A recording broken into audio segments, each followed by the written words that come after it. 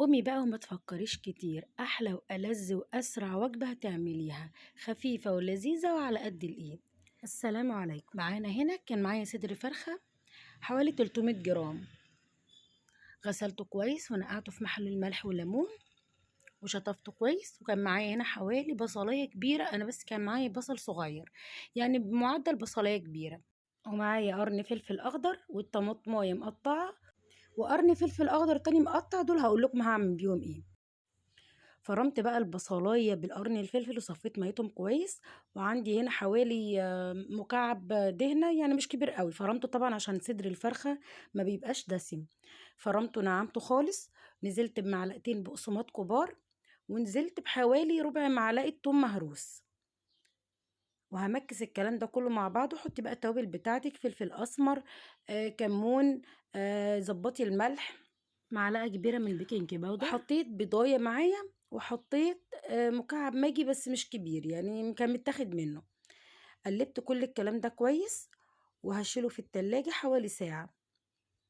هصبعه بقى بالطريقة اللي انت عايزاها. انا كنت هنا مية البصل والفلفل حطيت عليها معلقة صلصة وشوية زيت وشوية فلفل اسمر وملح بس مش كتير. هصبع بيها الكفتة، مش هكبرها قوي، هترمي معاكي كمية كويسة قوي بالطريقة دي. طريقة سهلة جدا دي. اللهم بارك الكمية كلها من 300 جرام صدور فراخ. عايزة تضيفي وراك على الصدور مفيش مشكلة. هنا نزلت في صينية سخنتها كويس، نزلت فيها معلقتين سمنة كبار. وهشوح بقى الصوابع الفراخ دي معايا. اول ما تاخد لون من تحت قلبيها، ما تقلبيش على طول.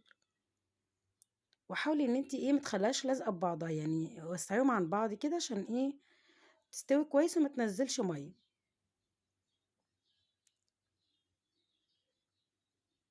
تاخد معاكي بقى اللون الذهبي الجميل دون، يعني قلبيها باستمرار كده مش هتفك معاكي. هي صدور الفراخ بتبقى يعني ماسكه عن اللحمه المفرومه شويه. بس كده. هطلع بقى الكميه كلها، وفي نفس الصينيه ببهريز الكفته اللي نزلت الجميله دي، اي حاجه بس محروقه شيليها معاكي. وهحط فيها حوالي معلقه سمنه كمان كبيره، وهنزل عليها على طول بالبصلايه المفرومه.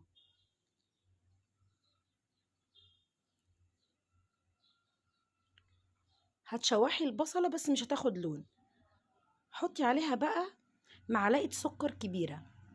اسمعي كلامي وجربي وانتي مش هتندمي. هتكرمل معاكي البصله وتخليها جميله جدا. انزلي بقى عليها بحوالي فصين كبار توم مفرومين.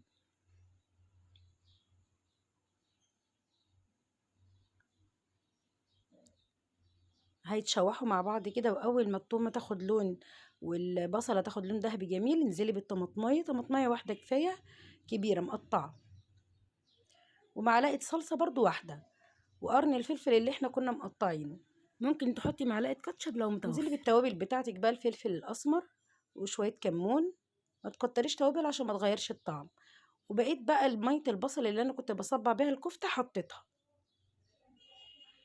قلبي الكلام الجميل ده كله مع بعضه كده هيدبل معاكي. انزلي بمعلقه دقيق واحده، شوحيها وقلبي كله مع بعضه. هتزودي بقى ميه يعني على حسب، انا مش عايزه الصوص بتاعها يبقى يبقى تخين قوي. تدريجيا كده انزلي بالميه. يعني عايزاه صوص يعني ولا تخين ولا خفيف، يكون ناعم كده وجميل.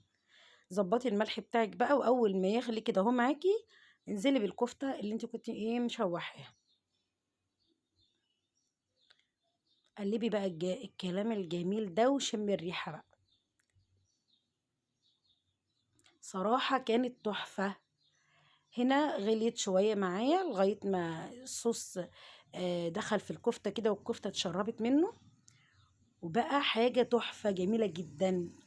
جربوها وقولوا لي ايه رايكم في الكومنتات. دمتم في رعايه الله وحفظه. السلام عليكم ورحمه الله وبركاته.